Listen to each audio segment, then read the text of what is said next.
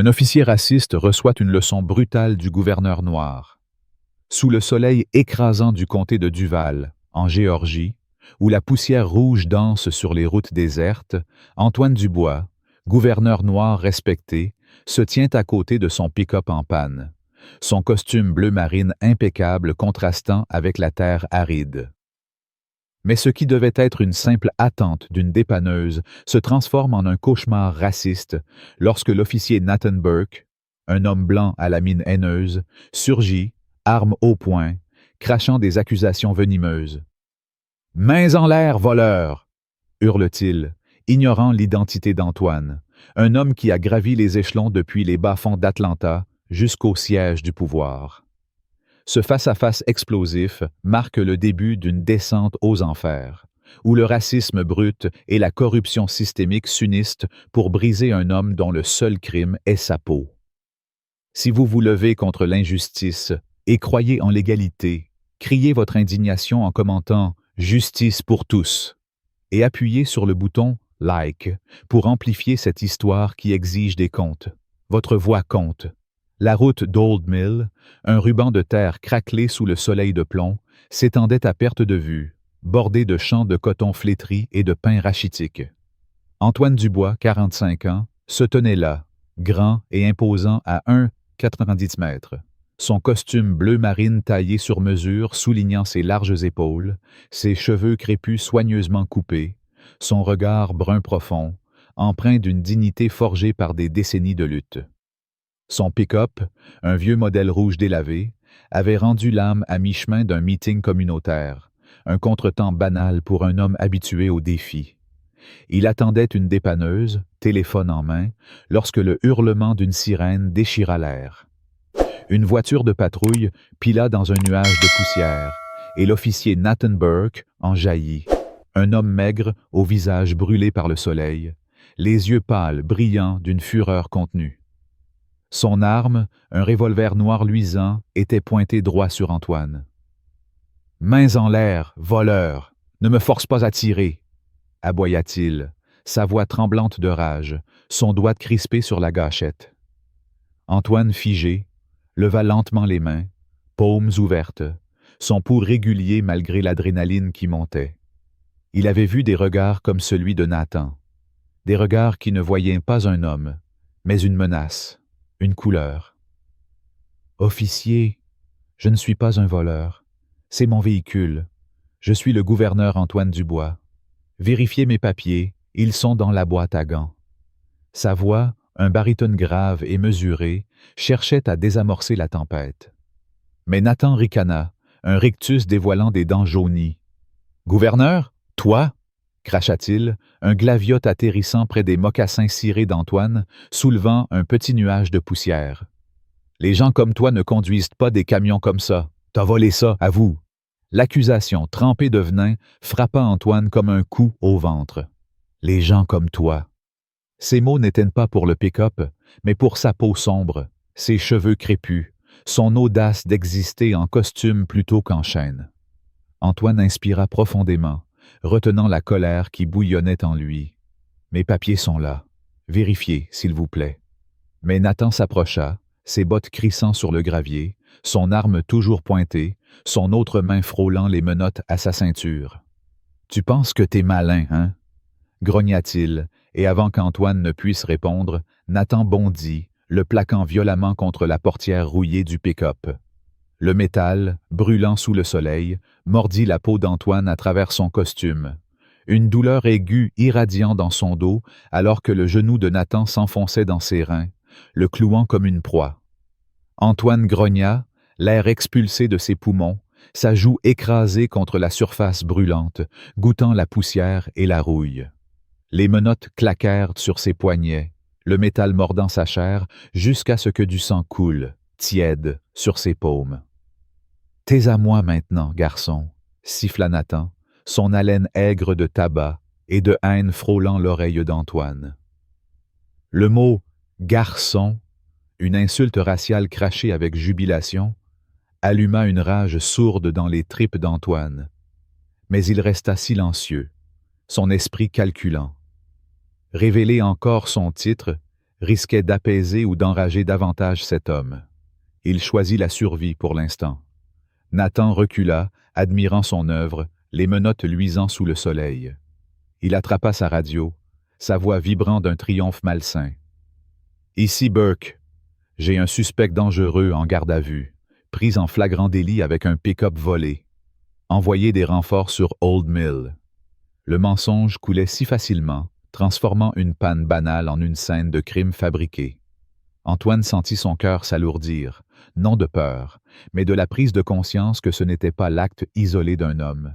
C'était un système prêt à l'engloutir. La radio crachota une réponse. « Unité en route, était à 10 minutes. » Antoine testa les menottes, le métal coupant plus profondément, une douleur lancinante remontant ses bras. « Officier, vous faites erreur. Réglons ça avant que ça n'aille trop loin, » dit-il, sa voix plus douce, un dernier rameau d'olivier. Mais le visage de Nathan se tordit en un masque de mépris, ses yeux pâles rétrécis. « Erreur? La seule erreur, c'est toi qui crois pouvoir t'en sortir en parlant. » Il s'avança, saisissant Antoine par le col, le tirant loin du pick-up et le poussant vers le sol. La terre se précipita vers lui, mais Antoine pivota, restant debout, ses genoux pliant juste assez pour absorber le choc. Nathan rugit. « À terre, ordure !» et donna un coup de pied dans le tibia d'Antoine, la botte lourde envoyant une douleur aiguë à travers ses os. Antoine ne tomba pas, ne cria pas. Son silence était une défiance que Nathan ne pouvait briser. La frustration de l'officier explosa, son visage rougissant alors qu'il levait la main, une gifle retentissante s'écrasant sur la joue d'Antoine. Le claquement résonna dans l'air immobile, laissant une brûlure cuisante et un goût de sang dans sa bouche, ses dents ayant entaillé sa lèvre. Antoine sentit le cuivre, mais ses yeux restèrent fixés sur Nathan, un orage de résolution. Ce n'était pas la première fois qu'on le frappait pour sa couleur, pour avoir osé exister, et ce ne serait pas la dernière. Pourtant, quelque chose vacilla dans le regard de Nathan, une lueur d'inquiétude face à l'inébranlable dignité d'Antoine.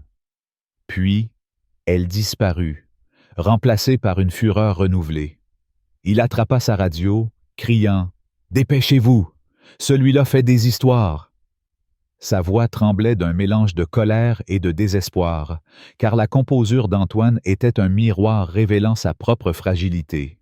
Les sirènes approchèrent, leurs hurlements perçant l'horizon, et 2 voitures de patrouille surgirent, leurs pneus mâchant la terre, projetant des gravillons comme des éclats d'obus. Les officiers Hicks et Carl Harris en sortirent, tous 2 blancs, leurs visages durcis par des années d'autorité incontestée. Hicks, trapu, une cicatrice serpentant sur sa mâchoire, ricana. « T'as bien géré, Burke. » Carl, plus jeune, un ambitieux au regard fuyant, craqua ses phalanges, ajoutant « Voyons à quel point il est dur. »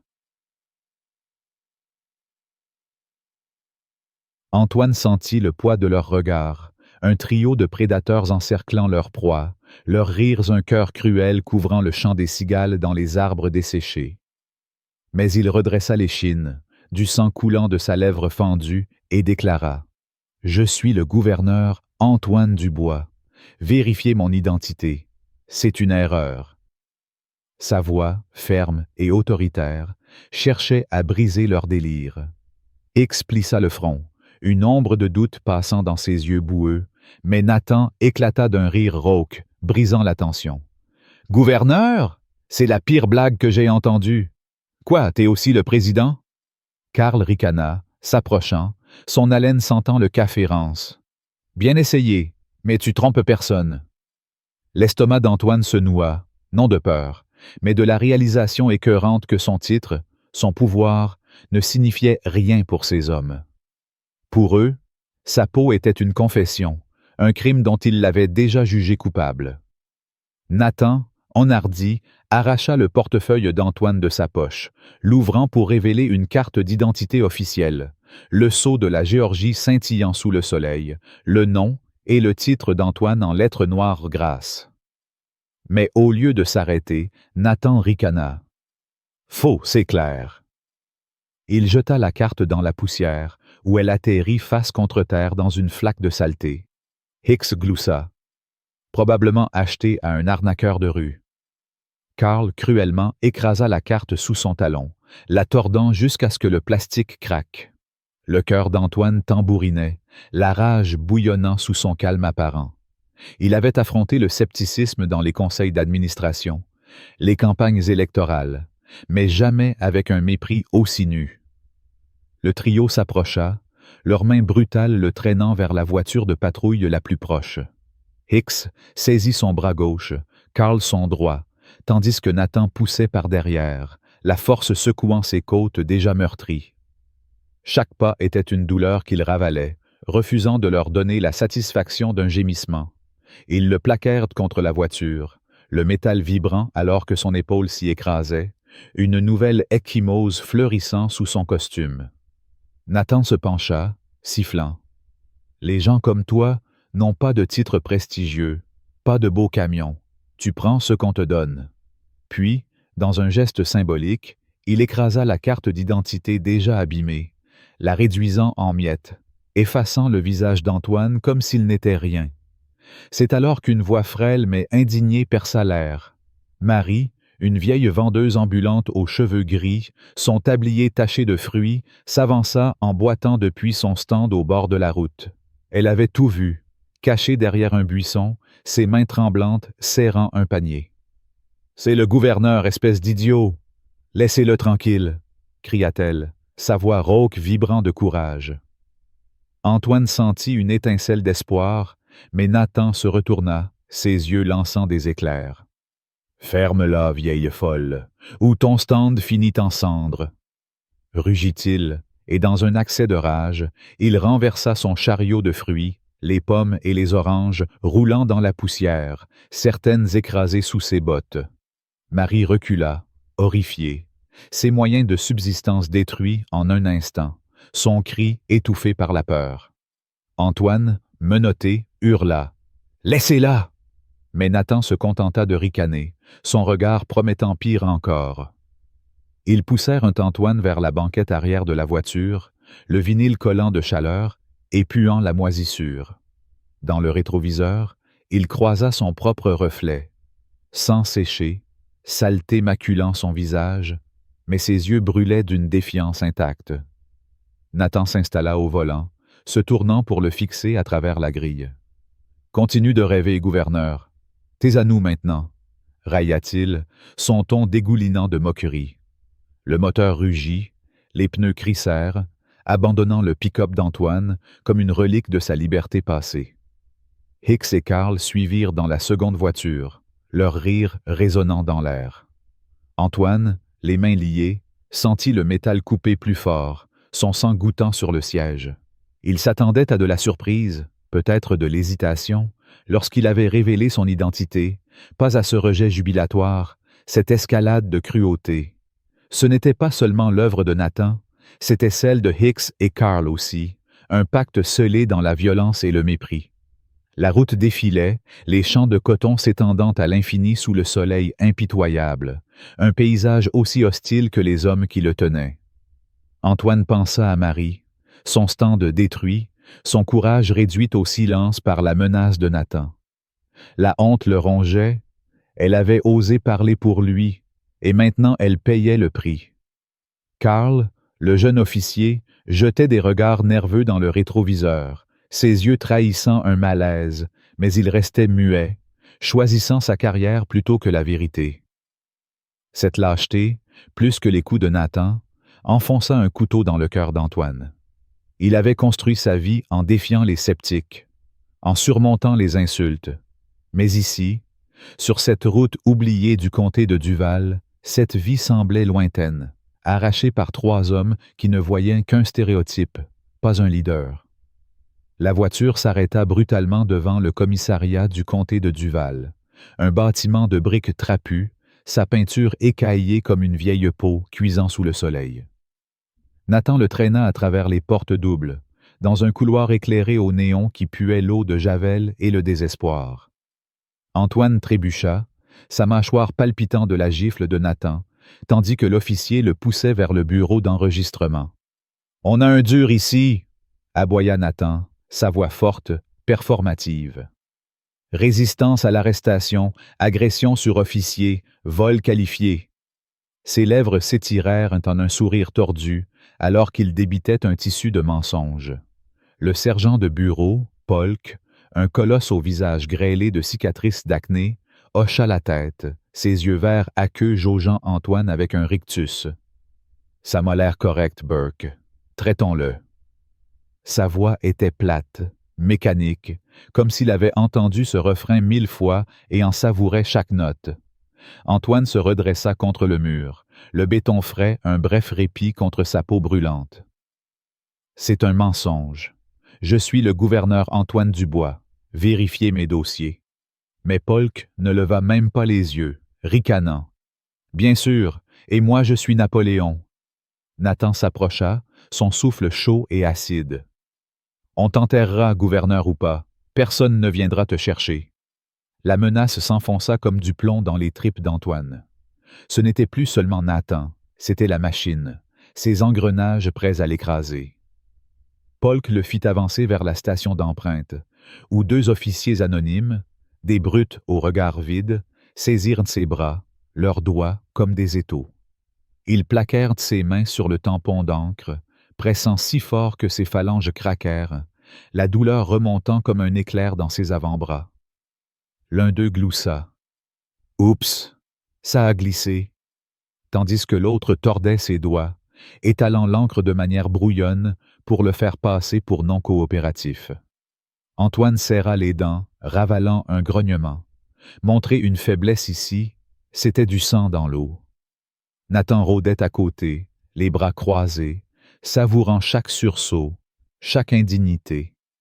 Quand ils eurent fini, Polk lui lança un chiffon pour essuyer l'encre, mais il était crasseux, taché de graisse. Antoine le laissa tomber, fixant le sergent. « J'ai droit à un appel téléphonique. C'est mon droit. » Le rictus de Polk s'élargit, ses bajous tremblants alors qu'il se penchait. « Les droits, ça s'applique pas à ton genre, garçon. Pas chez moi. » Le rejet était un mur de briques. Antoine sentit sa poitrine se serrer, non de surprise, mais de la certitude glaciale que ce commissariat n'était pas une étape, c'était un champ de bataille. Nathan tapa sur l'épaule de Polk, riant. « Je t'avais dit qu'il était spécial, celui-là. » Puis, se tournant vers Antoine, il baissa la voix. « Le juge Langston siège demain. Il adore les types comme toi. Il les déteste encore plus que moi. » Le sang d'Antoine se glaça. Le nom de Langston n'était pas inconnu. Des rumeurs de ses jours de campagne le décrivaient comme une relique de la ségrégation. Un homme qui se vantait d'emprisonner des Noirs pour nettoyer les rues. Les officiers le traînèrent dans un couloir sombre, passant devant des cellules où des ombres s'agitaient et des gémissements sourds résonnaient. L'air devenait plus froid, plus humide, jusqu'à ce qu'ils atteignent la salle d'enregistrement, une boîte grise avec une chaise rouillée boulonnée au sol. Ils le poussèrent en dedans, le métal glacial contre ses cuisses meurtries. Nathan s'attarda dans l'embrasure, sa silhouette encadrée par les lumières bourdonnantes. « Tu vas pourrir ici, gouverneur. Fais-toi à l'idée. » Polk suivit, jetant un dossier sur une table, un rapport fabriqué, épais de mensonges, résistance, agression, vol, tout tapé proprement, officiellement, une corde se resserrant autour du cou d'Antoine. Polk feuilleta les pages avec une satisfaction malsaine. « On va faire coller ça, t'inquiète. » Antoine resta assis, la colonne vertébrale rigide, l'épuisement le rongeant, mais son esprit s'emballait. Avait-il une chance? Marie, là dehors, avait-elle parlé? Ou Nathan l'avait-il réduite au silence pour de bon? Les murs du commissariat semblèrent se refermer, la lueur fluorescente projetant des ombres dures sur son visage, soulignant l'enflure autour de sa mâchoire, le sang séché sur son cou. Il pensa à Marie, son stand détruit, sa voix étouffée. À Karl, dont le silence était une trahison plus profonde que les coups de Nathan. Antoine avait passé sa vie à prouver que les préjugés avaient tort, à gouverner un État marqué par les cicatrices de son passé, et pourtant, ici, il n'était qu'un numéro, un homme noir au mauvais endroit, au mauvais moment, ou du moins, c'est ce que Nathan pensait. Mais Antoine n'était pas juste un nom sur une carte écrasée. Il était une force, et cette épreuve sur Old Mill n'était que le premier acte d'un combat qu'il n'avait pas choisi, mais qu'il ne perdrait pas. Dans la cellule d'isolement où ils le jetèrent, un réduit humide aux murs tachés de moisissures, Antoine s'assit sur un lit de camp grinçant, le sang séché craquant sur ses poignets. Le silence pesait, brisé seulement par le goutte-à-goutte d'une fuite quelque part dans l'obscurité. Ses fingers, tremblants de douleur, trouvèrent un bord rugueux dans le béton, une fissure où le mur rencontrait l'acier. Il gratta, un éclat de pierre se détachant, assez tranchant pour couper. Avec une lenteur délibérée, il grava dans le mur. Gouverneur Antoine Dubois, piégé par l'officier Nathan Burke, attaqué sur Old Mill. À l'aide. Les lettres, inégales mais lisibles, étaient un cri dans le vide, un pari désespéré qu'un étranger pourrait les voir, pourrait s'en soucier. Alors que l'épuisement le gagnait, ses côtes palpitant à chaque souffle, Antoine s'adossa au mur, l'éclat de pierre serré dans sa paume. Il pensa à Marie, à son courage brisé par la cruauté de Nathan. À Karl, qui avait vu la vérité mais choisit de fermer les yeux. La rage monta, une tempête dans ses veines, non seulement contre Nathan, mais contre un système qui donnait du pouvoir à des hommes comme lui, qui écrasait des innocents comme Marie, qui laissait des lâches comme Karl prospérer. Ce n'était pas seulement un arrêt routier qui avait mal tourné, c'était une déclaration de guerre contre son existence même. Et tandis que le commissariat s'installait dans un calme agité, le claquement lointain d'une porte de cellule résonnant comme une cloche sonnant son destin, Antoine prit une profonde inspiration, l'air vicié, pesant sur ses poumons. Il se prépara pour la tempête à venir, car survivre à cette nuit n'était que la première bataille d'une guerre qu'il mènerait jusqu'au bout, contre Nathan, contre Langston, contre tout un système qui voulait le voir briser. Si l'injustice d'Antoine vous révolte, si vous refusez que le racisme et la corruption triomphent, hurlez votre colère en commentant « Justice pour tous » et appuyez sur le bouton « Like » pour amplifier ce cri de révolte. Restez avec nous pour découvrir si Antoine pourra renverser ce système pourri ou si Nathan Burke éteindra sa flamme dans l'ombre. Nous ne faisons que commencer. Dans la cellule d'isolement du commissariat du comté de Duval, l'air humide et vicié collait à la peau d'Antoine Dubois comme une seconde prison. Les murs gris, tachés de moisissures, semblaient pulser de malice, et le lit de camp métallique grinçait sous son poids, chaque mouvement ravivant la douleur dans ses côtes meurtries. Son costume bleu marine, autrefois symbole de son autorité, pendait en lambeaux, maculé de sang séché et de poussière rouge de la route d'Old Mill. Les menottes avaient laissé des entailles profondes à ses poignets, le sang formant des croûtes sombres qui craquaient à chaque flexion de ses mains. Mais dans l'obscurité oppressante, une lueur d'espoir vacillait. L'inscription qu'il avait gravée sur le mur. Gouverneur Antoine Dubois, piégé par l'officier Nathan Burke, attaqué sur Old Mill. À l'aide. Ces mots, taillés avec un éclat de béton, étaient sa voix dans ce tombeau, un cri silencieux qu'il priait pour qu'un inconnu découvre. Pourtant, la rage bouillonnait en lui, non seulement contre Nathan Burke, cet officier raciste qui l'avait brutalisé, mais contre tout un système qui donnait du pouvoir à des hommes comme lui, contre la lâcheté de Carl Harris, le jeune policier qui avait détourné le regard, et contre la cruauté infligée à Marie, la vieille vendeuse dont le courage avait été écrasé sous les bottes de Nathan. Alors que le goutte-à-goutte incessant d'une fuite résonnait dans la cellule, Antoine serrait l'éclat de pierre dans sa paume, son esprit aiguisé malgré la douleur. Cette nuit n'était pas la fin, mais le début d'un combat qu'il mènerait jusqu'à son dernier souffle, contre un ennemi qui ne voyait en lui qu'une menace à abattre. Le silence pesant fut brisé par un bruit de pas léger, un frottement discret sur le béton. Antoine releva la tête, ses yeux bruns perçants scrutant l'obscurité à travers les barreaux. Une silhouette apparut, frêle mais droite, un jeune gardien noir, Jamal, à peine 25 ans, dans un uniforme trop grand pour son corps mince. Ses yeux sombres, nerveux, trahissaient une lutte intérieure, ses doigts serrant un clipboard comme un bouclier. Antoine saisit l'instant, sa voix basse mais urgente perçant le silence. « Vous savez qui je suis, n'est-ce pas? Je suis le gouverneur Antoine Dubois. » Il me piégeait. Les mots étaient un pari. Une corde jetée à un homme au bord du précipice. Jamal s'immobilisa, sa respiration s'accélérant, ses yeux s'écarquillant de reconnaissance.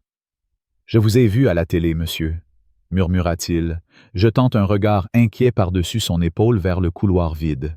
« Mais ils ont dit... » Il s'interrompit, ses doigts tremblants sur son téléphone, qu'il sortit discrètement. La lueur de l'écran éclaira son visage tendu, alors qu'il tapait rapidement, ses sourcils froncés. Quelques secondes plus tard, sa mâchoire s'affaissa. « Bon sang, c'est vous, gouverneur Dubois. » Sa voix, à peine audible, vibrait d'un mélange de choc et de devoir. Il s'approcha des barreaux, murmurant « Je vais faire passer le mot, je le jure. Donnez-moi 1 heure. » Antoine sentit une vague de soulagement, fragile comme une flamme dans la tempête. Ce jeune gardien, vert et effrayé, était peut-être sa porte de sortie. Jamal hocha la tête, glissant le téléphone dans sa poche, et s'éloigna, ses pas précipités résonnant dans le couloir. Antoine s'adossa au mur, le lit grinçant sous lui, l'espoir vacillant mais tenace. Il pensa à Marie, à son stand de fruits détruit, à son cri étouffé par la menace de Nathan, à Karl, dont le silence était une trahison plus cuisante que les menottes. Chaque seconde semblait s'étirer, le goutte à goutte de l'eau devenant un métronome cruel, comptant le temps qu'il n'avait pas.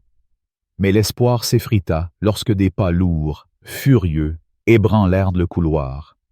Nathan Burke surgit, sa silhouette maigre tendue de rage, traînant Jamal par le col. Le visage du jeune gardien était ensanglanté, un œil déjà enflé, sa lèvre fendue dégoulinant de rouge. Antoine bondit sur ses pieds, le lit grinçant violemment, une terreur glaciale lui serrant les entrailles. Nathan projeta Jamal contre les barreaux, la tête du jeune homme heurtant l'acier avec un craquement humide. « Espèce de petit rat! Tu croyais jouer les héros? » rugit Nathan, son poing s'écrasant dans l'estomac de Jamal, qui se plia en deux, un gémissement s'échappant de ses lèvres. Antoine agrippa les barreaux, criant « Arrêtez!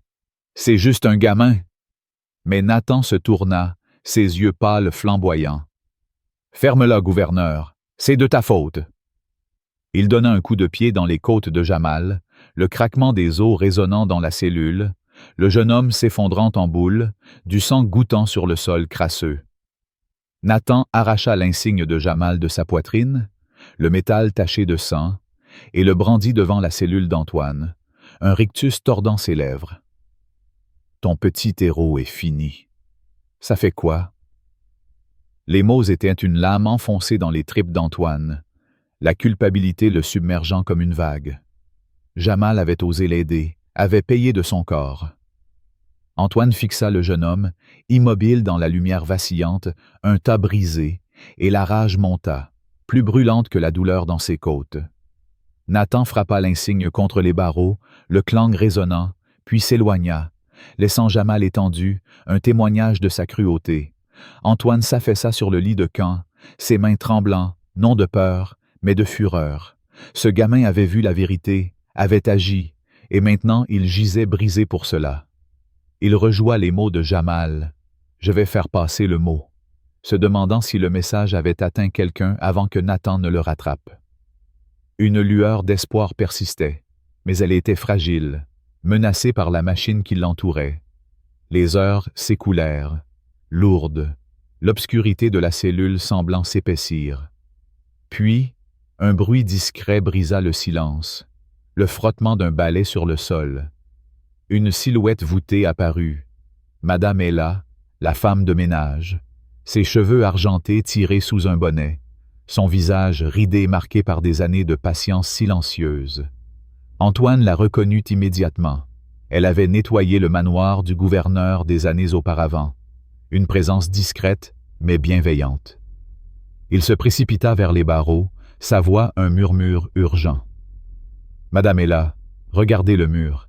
Faites passer ce message. » Elle s'arrêta, ses yeux rhumatisants s'écarquillant alors qu'elle scrutait l'inscription. Une lueur de reconnaissance passa sur son visage. Elle l'avait vu lors d'un discours, des années plus tôt, un homme noir défiant les préjugés pour devenir gouverneur. Elle hocha la tête, un geste rapide et ferme. « Je vous connais, monsieur. Je vais le faire. » Elle passa un chiffon sur les mots, les mémorisant tout en les effaçant, puis s'éloigna, son balai traînant pour masquer sa hâte. Le cœur d'Antoine battait à tout rompre, l'espoir flambant à nouveau. Et là était son pont, une fissure dans la forteresse de fer du commissariat. Mais cette lueur fut de courte durée. Un rugissement de moteur déchira l'air, suivi de cris et de bruits de pas lourds. Nathan revint, flanqué de Hicks et de Carl, leurs visages tordus par une jubilation malsaine. « On t'emmène dans la cour, gouverneur », ricana Nathan, ouvrant la cellule avec un cliquetis sinistre. Ils le traînèrent à travers des couloirs sombres, l'odeur de sueur et de métal emplissant l'air, jusqu'à une cour poussiéreuse, entourée de clôtures en fil de fer barbelés.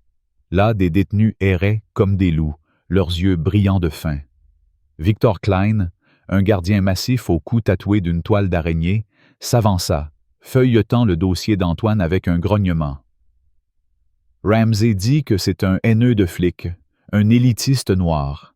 Faites passer le mot. Les murmures se répandirent parmi les détenus, transformés en une sentence de mort. Ils détestent les flics. Ils se croient meilleurs que nous. 3 détenus s'approchèrent, des colosses aux têtes rasées, des tatouages serpentant sur leurs bras. Leur chef, Griggs, un ours d'homme, fit craquer ses phalanges, un rictus sur les lèvres. « T'as manqué de respect à la loi, joli cœur ?» Son haleine empestait le tabac. Antoine redressa les épaules, sa voix ferme. « Je ne veux pas d'ennui. » Mais Griggs éclata d'un rire guttural. « Les ennuis t'ont trouvé. » Il lança un coup de poing dans l'estomac d'Antoine, le pliant en deux, l'air s'échappant de ses poumons alors que la douleur explosait dans ses côtes déjà fêlées. Les autres se joignirent à l'attaque, l'un frappant son genou, un autre enfonçant un coude dans sa colonne vertébrale, les coups tombant comme une tempête. Antoine goûta la poussière en heurtant le sol, du sang emplissant sa bouche, mais il roula, l'instinct prenant le dessus. Il se releva d'un bond, lançant un poing sauvage qui atteignit Griggs à la mâchoire, le craquement des os résonnant, alors que l'homme vacilla, le choc éclairant ses yeux porcins. Antoine esquiva un coup du second détenu, un maigre avec une cicatrice sur la joue, et enfonça son épaule dans sa poitrine, l'envoyant s'étaler dans la poussière. Le troisième hésita, et Antoine profita de l'instant pour asséner un uppercut, fendant la lèvre de l'homme, du sang giclant alors qu'il reculait. Un murmure parcourut la cour, un respect réticent dans les regards des spectateurs. Antoine, haletant, se tenait debout, défiant, mais les gardiens n'en avaient pas fini. Victor s'avança, un taser à la main, ses lèvres retroussées en un rictus. Conduite désordonnée, hein? Avant qu'Antoine ne puisse se préparer, les pointes du taser mordirent son flanc. L'électricité déferlant à travers lui, ses muscles se bloquant alors qu'il s'effondrait, convulsant dans la poussière, la douleur un cri blanc dans ses nerfs. Victor le releva brutalement, un autre gardien, un homme trapu à la barbe clairsemée, resserrant les menottes jusqu'à ouvrir de nouvelles plaies. Ils le traînèrent à travers la cour, les détenus s'écartant comme une mer, leur silence plus lourd que leur moquerie. Ils le jetèrent dans une cellule d'isolement, un réduit de 2 mètres de large, les murs suintant d'humidité, l'air vicié et suffocant. La porte claqua, le verrou glissant avec un clang qui résonna dans ses oreilles. Antoine s'effondra contre le mur, sa poitrine se soulevant, ses côtes hurlant à chaque inspiration, la brûlure du taser persistant comme une marque au fer rouge. Nathan apparut au Judas, sa silhouette maigre une ombre dans la lumière faible. « C'est ta place, gouverneur. » Pas de costume chic, pas de grands discours. Juste toi, dans le noir. Antoine croisa son regard, ses yeux flamboyants à travers l'enflure. Tu ne me garderas pas ici éternellement. Nathan ricana, un son creux et tranchant. Éternellement, c'est long. On verra qui craque en premier. Le Judas se referma, plongeant Antoine dans une obscurité presque totale, seul son souffle rauque et le goutte-à-goutte lointain brisant le silence. Il glissa au sol, le froid s'infiltrant dans ses os. La cour avait été une victoire. Il avait combattu, tenu bon, mais les gardiens l'avaient renversé, leur tasirent une laisse le ramenant à sa place. Maintenant, cette cellule, ce tombeau, était leur prochain coup, une punition pour avoir osé résister. Il traça du doigt l'ourlet effiloché de la combinaison orange qu'il lui avait forcé à enfiler, un contraste saisissant avec l'homme qu'il était hier. Un gouverneur en costume impeccable, un leader avec un État à ses pieds. Maintenant, réduit à ceci, un numéro griffonné sur un dossier, une cible pour des hommes comme Victor et Nathan, aiguillonnés par une haine qu'ils n'avaient pas provoquée. Mais Antoine ferma les yeux, repoussant l'obscurité. Il avait survécu aux rues d'Atlanta, aux campagnes électorales, aux menaces, et il survivrait à cela. Les murs pressaient, le silence était un poids plus lourd que les menottes, mais il pensa à Jamal, battu pour avoir cru en lui, à Ella, risquant tout pour porter son message, à Marie, dont le stand détruit était un autre crime de Nathan. Chaque coup, chaque injustice affûtait son tranchant. Et puis, un grondement lointain brisa le silence. Des moteurs, des cris. La porte de la cellule s'ouvrit à la volée, des officiers d'État en veste bleu marine surgissant, leurs lampes torches tranchant l'obscurité. « Antoine Dubois, on vous sort d'ici !» aboya un homme grand au crâne rasé. Antoine se leva en titubant, ses côtes hurlant, alors qu'ils ôtaient ses menottes, l'acier tombant comme une peau morte. Ils le poussèrent à travers le commissariat, passant devant des gardiens figés de choc, le cou tatoué de Victor luisant de sueur alors qu'il criait « C'est quoi ce bordel ?» Mais les officiers d'État le repoussèrent, leur radio crépitant d'ordre. Antoine entrevit la cour par une fenêtre, les détenus observant, les murmures se répandant. Le message d'Ella avait atteint une journaliste, Clara, qui avait publié l'histoire, allumant un feu médiatique qui forçait la main de l'État. Antoine pensa que la liberté était à portée de main, l'ombre du commissariat s'estompant. Mais alors qu'il l'escortait vers une camionnette, Nathan surgit d'une porte latérale, sa silhouette maigre un éclair de rage, son jean taché d'huile. Dans le chaos, il se glissa près d'Antoine, glissant un sachet de poudre blanche dans la poche de sa combinaison. « C'est un dealer! Fouillez-le! » hurla-t-il, sa voix un hurlement triomphant. Les officiers s'arrêtèrent, l'un saisissant le bras d'Antoine. « Attendez, c'est quoi ça? » Un autre sortit le sachet, le tenant en l'air avec un froncement de sourcils. Le ventre d'Antoine se noua, la rage et le désespoir se mêlant. « Il l'a planté! Fouillez-le, lui! » rugit-il, mais Nathan recula, un sourire narquois sur les lèvres. « Prouve-le, gouverneur. » Les officiers hésitèrent, leurs poignes se resserrant, car le sachet était réel, l'accusation une menace vive. Antoine se tenait là, flanqué d'officiers, l'air humide du commissariat l'étouffant. Victor, sur le côté, ricana. « Je vous l'avais dit, c'est un fauteur de troubles. » Le chef des officiers marmonna. « On réglera ça au poste », le tirant vers la sortie. La cour s'estompa derrière, les murmures des détenus avalés par le claquement des portes. Ce n'était pas une libération, c'était un piège qui se refermait. Le sachet pesait comme un fantôme dans sa poche, un nœud coulant que Nathan avait noué autour de son cou. La rage d'Antoine brûlait, alimentée par la trahison de Karl, la brutalité de Nathan, la destruction du stand de Marie, et maintenant ce coup bas. Ella avait risqué sa vie pour faire passer son message, Clara avait allumé un feu médiatique, mais Nathan, comme un serpent, avait frappé encore, transformant l'espoir en cendres.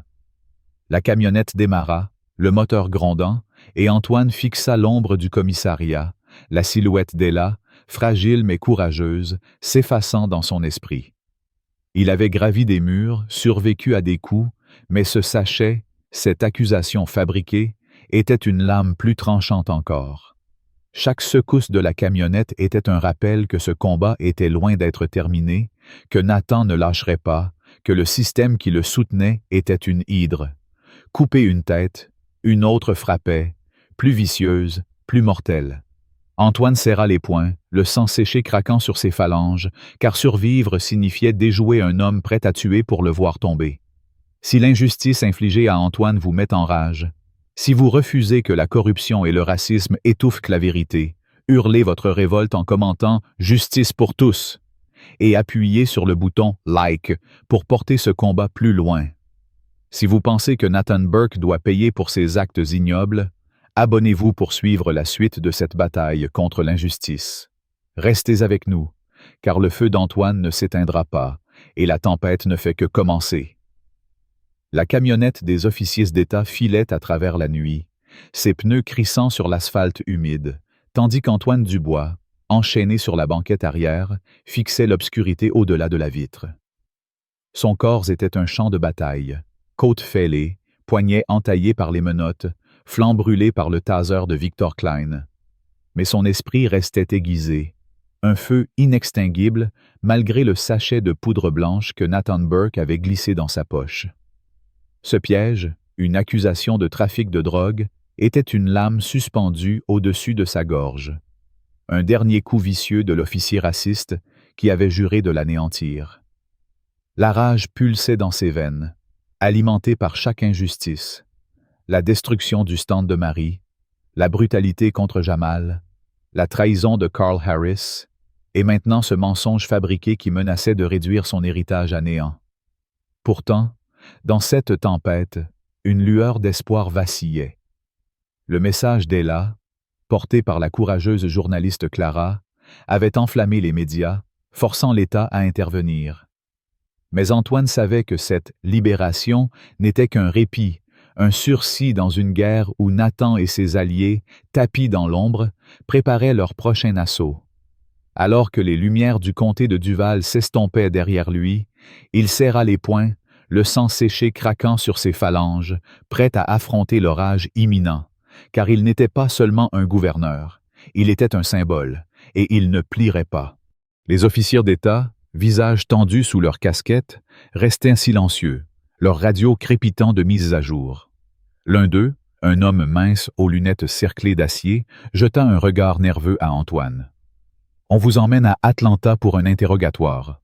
Ce sachet, ça complique les choses. » Sa voix était plate, professionnelle, mais teintée d'un doute qu'Antoine saisit comme une bouée. « Ce sachet n'est pas à moi. Burke l'a planté. Fouillez ses effets. Vérifiez les caméras d'Old Mill. » répondit Antoine, sa voix un grondement grave, chaque mot pesé pour percer leur scepticisme. L'officier fronça les sourcils, mais ne répondit pas, ses doigts tambourinant sur le volant. Antoine sentit le poids du silence, l'incertitude de ces hommes qui, même s'ils n'étaient pas les brutes de Duval, faisaient partie d'un système où la vérité était malléable, où un sachet de poudre pouvait effacer une vie. Il pensa à Clara, dont l'article brûlant avait atteint les chaînes nationales, à Ella, risquant tout pour transmettre son cri gravé dans le béton, à Marie, dont le courage brisé hantait ses rêves. Chaque pas hors de ce commissariat était une victoire, mais le sachet dans sa poche était un serpent, prêt à mordre au moment où il baisserait sa garde. La camionnette ralentit, s'arrêtant à un poste de contrôle temporaire, des gyrophares bleus et rouges dansant dans la nuit. Des journalistes s'agglutinaient derrière des barrières, leurs caméras braquées comme des fusils, leurs cris perçant l'air. « Gouverneur Dubois, que s'est-il passé? Êtes-vous accusé de trafic? » Antoine sentit une montée d'adrénaline, l'occasion de parler, de renverser le récit de Nathan. Mais avant qu'il ne puisse ouvrir la bouche, un officier le tira hors de la camionnette, le poussant vers un SUV blindé. « Pas de commentaires pour l'instant. aboya un homme en costume gris, probablement un agent de presse de l'État, ses yeux fuyants, évitant ceux d'Antoine. La foule hurlait, les flashs des caméras l'aveuglant, et Antoine aperçut Clara parmi eux, une femme menue aux cheveux roux, un carnet à la main, criant « Antoine, on est avec vous, la vérité sortira !» Son regard croisa le sien, une éclair de solidarité, et il hocha la tête, un pacte silencieux. Mais alors qu'on le poussait dans le SUV, un craquement sec déchira l'air, un coup de feu, précis, mortel. Une douleur incandescente explosa dans son épaule gauche, le projetant contre la portière, du sang jaillissant, trempant sa combinaison orange. Les officiers plongèrent au sol, criant « Tireur! Tireur !» La foule s'éparpilla, les hurlements emplissant la nuit, et Antoine, haletant, s'effondra sur le siège, sa vision se brouillant, alors que le sang coulait, chaud et épais, sur sa poitrine. Le chaos éclata, les officiers aboyant des ordres, leurs armes dégainées, scrutant les ombres. Un second coup retentit, la balle ricochant sur le capot, et Antoine, luttant contre la douleur, entrevit une silhouette encapuchonnée sur un toit voisin, un fusil à lunettes luisant sous la lune. Nathan. Il en était sûr. Ce n'était pas un hasard, c'était une exécution, un message que l'officier raciste envoie au monde. Personne, pas même un gouverneur, ne défie son pouvoir impunément. Un officier, le grand au crâne rasé, le tira à l'intérieur du SUV, claquant la portière alors que le moteur rugissait. « Restez baissé, Dubois !» cria-t-il, mais Antoine, serrant son épaule, le sang glissant entre ses doigts, grogna. « C'est Burke. Il est là-haut. Attrapez-le !» Sa voix, rauque et brisée, portait une fureur qui transcendait la douleur. Le SUV démarra en trombe, les pneus hurlant, laissant derrière lui la foule paniquée et les flashs des caméras capturant l'horreur. Antoine s'adossa au siège, chaque respiration un couteau dans sa poitrine, la douleur irradiant jusqu'à ses jambes, qui semblaient lourdes, engourdies. Il pressa plus fort sur la blessure, mais le sang continuait de couler, formant une flaque sur le sol du véhicule. « Restez avec nous, gouverneur !» murmura un officier, appliquant un bandage de fortune, mais Antoine sentit son corps s'affaiblir, l'obscurité menaçant de l'engloutir. À l'hôpital d'Atlanta, sous des lumières crues, les médecins s'affairaient, leur voix étouffée par le bourdonnement des machines. Antoine flottait entre conscience et néant, des fragments de réalité perçant le brouillard, des aiguilles perçant sa peau, le bip régulier d'un moniteur, l'odeur d'antiseptique. Quand il ouvrit les yeux, des heures ou des jours plus tard, il était dans une chambre stérile, des tubes serpentant de ses bras. Clara se tenait à son chevet, son visage pâle mais déterminé, un carnet taché d'encre dans les mains. « Vous êtes en vie, Antoine, » dit-elle, sa voix tremblante d'émotion. « La balle a touché une artère, mais ils vous ont stabilisé. » Elle hésita, ses yeux s'assombrissant. « Mais la balle a aussi endommagé votre moelle épinière. Vous ne marcherez peut-être plus. » Les mots frappèrent comme un marteau, un coup plus cruel que tous ceux de Nathan. Antoine fixa le plafond, son cœur tambourinant, la rage et le désespoir se mêlant. Paralysé. Le mot était une prison plus étroite que n'importe quelle cellule. Il avait survécu à Old Mill, à la cour, au taser, mais ceci, perdre ses jambes, son autonomie, était une amputation de son essence même. Pourtant, il serra les dents, sa voix un murmure d'acier. « Ils ne m'ont pas brisé. Pas encore. » Clara s'approcha, posant une main sur la sienne. « Votre histoire est partout, Antoine. Les gens manifestent dans les rues d'Atlanta, de Savannah. Ils exigent des réponses. Le sachet a été testé. Aucune empreinte. Mais les caméras de la route montrent Nathan près de votre pick-up avant l'arrestation. On le cherche. » Antoine hocha la tête, la douleur dans son épaule un rappel constant de la guerre en cours. Nathan était en fuite, un fantôme armé, mais son ombre pesait sur chaque instant. Puis, une voix frêle perça l'air. « Antoine, mon garçon. Marie, la vieille vendeuse, entra en boitant, ses cheveux gris en désordre, ses yeux rougis par les larmes. Elle s'effondra dans une chaise près de lui, ses mains tremblantes saisissant les siennes. « Je suis désolé, tellement désolé. » Sa voix se brisa, et Antoine fronça les sourcils, confus. « Marie, pourquoi? Vous avez tout risqué pour moi. » Elle secoua la tête, des larmes coulant sur ses joues ridées. « Parce que je suis ta grand-mère, Antoine. Je t'ai abandonné bébé, parce que je n'avais rien, pas un sou pour t'élever. » La révélation le frappa comme une vague, le souffle coupé. Marie, la femme qu'il avait vue comme une étrangère courageuse, était sa famille, un lien brisé par la pauvreté et retrouvé dans cette tempête. Antoine sentit ses yeux brûler, non de douleur, mais d'une émotion qu'il ne pouvait nommer. « Vous êtes ici maintenant, » murmura-t-il, serrant sa main, sa peau calleuse un ancrage dans le chaos. Marie fouilla dans son sac, en sortit une enveloppe froissée, ses doigts tremblants. « J'ai trouvé ça dans les archives du tribunal, caché par Ella, avant qu'il ne la renvoie. » Elle ouvrit l'enveloppe, révélant des documents jaunis, des contrats, des reçus, des mémos signés par Nathan, Victor et le juge Howard Langston. Une conspiration s'étalait sous ses yeux. Des pots de vin pour truquer des procès, des arrestations ciblant des Noirs pour gonfler les quotas, un réseau de corruption s'étendant sur des décennies, avec Langston à sa tête. Antoine lut, sa rage montant à chaque ligne. « C'est leur empire », grogna-t-il, sa voix tremblant de fureur. « Ils ont brisé des vies pour ça. » Clara prit les documents, ses yeux s'écarquillant. « Ça pourrait tout changer, Antoine. Si je publie ça, Langston tombe. Nathan n'aura nulle part où se cacher. »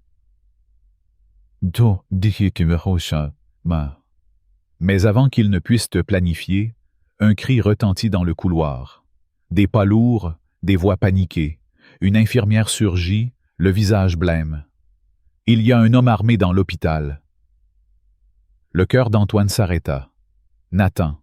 Il était revenu, comme un prédateur traquant sa proie. Clara saisit son téléphone, appelant la sécurité, tandis que Marie se leva, bloquant la porte avec sa chaise, ses mains tremblantes mais résolues. « Il ne t'aura pas, mon garçon, » murmura-t-elle, sa voix un défi. Antoine, cloué au lit, sentit une impuissance écrasante, mais sa rage brûlait plus fort. « Donnez-moi un téléphone, » ordonna-t-il à Clara, qui obéit, ses doigts volant sur l'écran. Il composa le numéro d'un contact à la chaîne nationale, sa voix ferme malgré la douleur. « Ici le gouverneur Antoine Dubois. Diffusez ceci en direct. Nathan Burke, officier du comté de Duval, m'a piégé, tiré dessus, et maintenant il attaque un hôpital. Le juge Howard Langston couvre ses crimes. Nous avons des preuves. Publiez-les. » Il tendit le téléphone à Clara, qui envoya les scans des documents, ses mains tremblantes mais précises. Des coups de feu éclatèrent dans le couloir, plus près, les hurlements des patients emplissant l'air. La sécurité riposta, un échange de tirs faisant trembler les murs. Antoine fixa la porte, son cœur battant, prêt à affronter Nathan, même immobile. Mais les tirs cessèrent, remplacés par des cris d'officiers. « Suspect en fuite! Il s'échappe par l'escalier. » Nathan avait glissé entre leurs doigts, un serpent dans l'ombre. Pourtant, les documents de Clara, diffusés en direct, enflammèrent les réseaux, les hashtags « Haha Justice pour Dubois » et « Démasquer Langston » explosant en ligne. Des foules se rassemblèrent devant le tribunal, scandant le nom d'Antoine, leurs pancartes exigeant la fin de la corruption.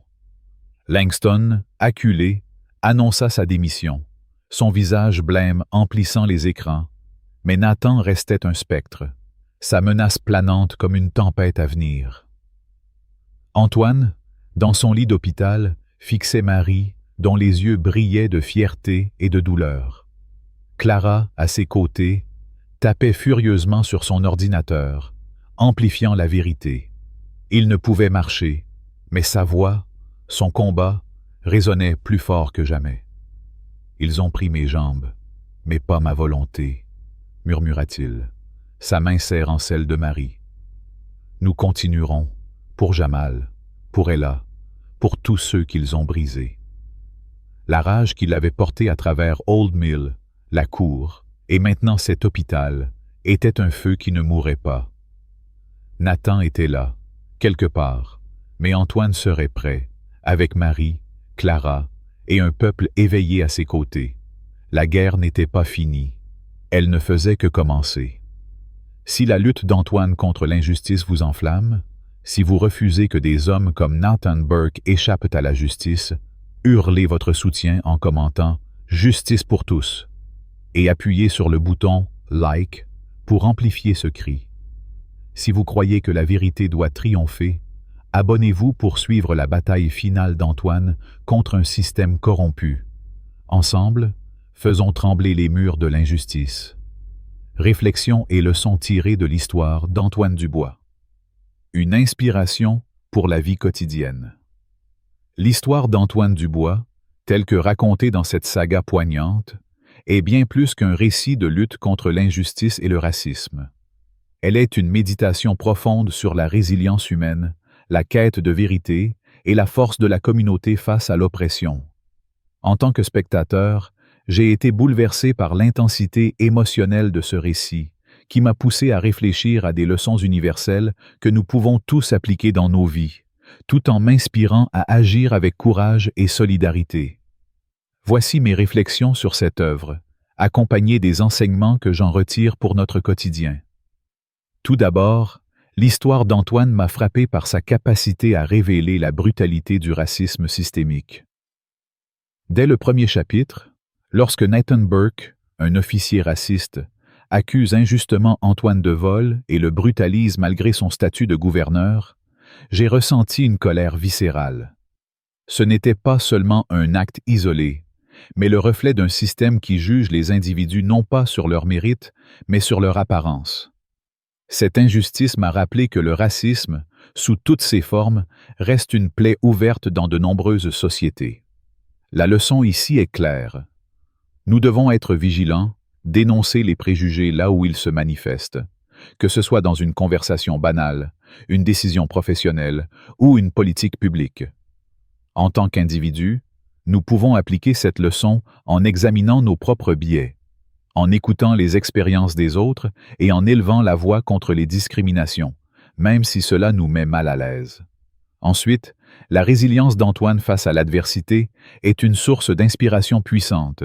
Malgré les coups, l'humiliation et finalement la perte de sa mobilité, il refuse de se laisser briser.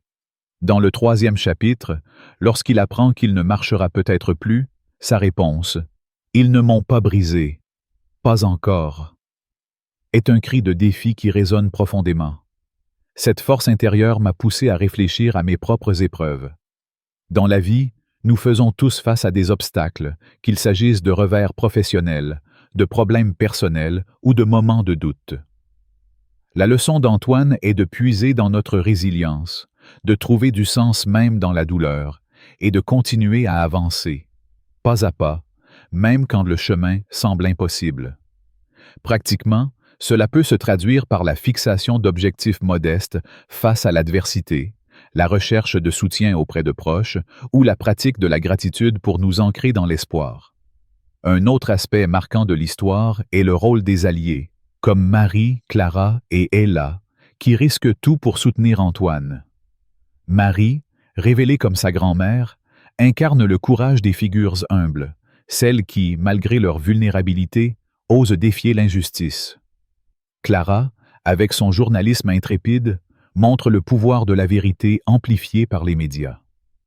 Ella, la femme de ménage discrète, devient un pivot en transmettant le message d'Antoine. Ces personnages m'ont rappelé que la justice n'est pas l'œuvre d'un seul héros, mais d'une communauté unie. Dans nos vies, nous pouvons appliquer cette leçon en soutenant ceux qui luttent autour de nous, que ce soit en offrant une écoute attentive, en partageant des ressources ou en amplifiant les voix marginalisées. Par exemple, Participer à des initiatives communautaires, signer des pétitions ou simplement être présent pour un ami en difficulté peut faire une différence tangible. Cependant, l'histoire met aussi en lumière la douleur de la trahison, incarnée par Carl Harris, l'officier qui choisit le silence pour protéger sa carrière. Sa lâcheté est un rappel brutal que l'inaction face à l'injustice est une forme de complicité. Cela m'a poussé à m'interroger. Combien de fois ai-je détourné le regard par peur ou commodité? La leçon ici est de cultiver le courage moral, de choisir l'intégrité même lorsque cela coûte cher. Dans la vie quotidienne, cela peut signifier défendre un collègue injustement critiqué, signaler une injustice au travail ou refuser de participer à des comportements discriminatoires, même sous pression sociale. Enfin, l'histoire d'Antoine est un appel à l'action collective. La révélation des documents de corruption, la mobilisation des foules et la chute du juge Langston montrent que le changement systémique est possible lorsque les gens s'unissent. Cela m'a inspiré à réfléchir à mon propre rôle dans la société. Nous vivons dans un monde où les injustices, qu'elles soient raciales, économiques ou environnementales, demandent des réponses collectives. La leçon est de ne pas rester passif, mais de s'engager activement, que ce soit par le vote, le bénévolat ou l'éducation des autres. Concrètement, je m'engage à consacrer du temps à des causes qui me tiennent à cœur, comme des associations locales pour l'égalité, et à encourager mes proches à faire de même. En conclusion, l'histoire d'Antoine Dubois est un miroir tendu à notre humanité, nous défiant de confronter l'injustice, de cultiver la résilience et de bâtir des ponts de solidarité. Elle nous enseigne que le combat pour la justice est ardu, souvent coûteux, mais toujours nécessaire. En appliquant ces leçons, dénoncer le racisme, persévérer face à l'adversité, soutenir les autres, choisir l'intégrité et s'engager collectivement, nous pouvons transformer nos vies et celles de ceux qui nous entourent. Antoine, même cloué à un lit d'hôpital, reste un phare, nous rappelant que la volonté humaine peut défier les chaînes les plus lourdes. Appel à l'action pour la vidéo. Si l'histoire d'Antoine vous a ému, si vous croyez que la justice et la vérité doivent triompher, montrez votre soutien en appuyant sur le bouton « Like » et en partageant cette vidéo pour amplifier son message. Laissez un commentaire avec « Justice pour tous » pour rejoindre le cri de révolte contre l'injustice. Et si vous voulez suivre d'autres récits inspirants, abonnez-vous à la chaîne dès maintenant. Ensemble, faisons résonner la voix de ceux qui se battent pour un monde meilleur.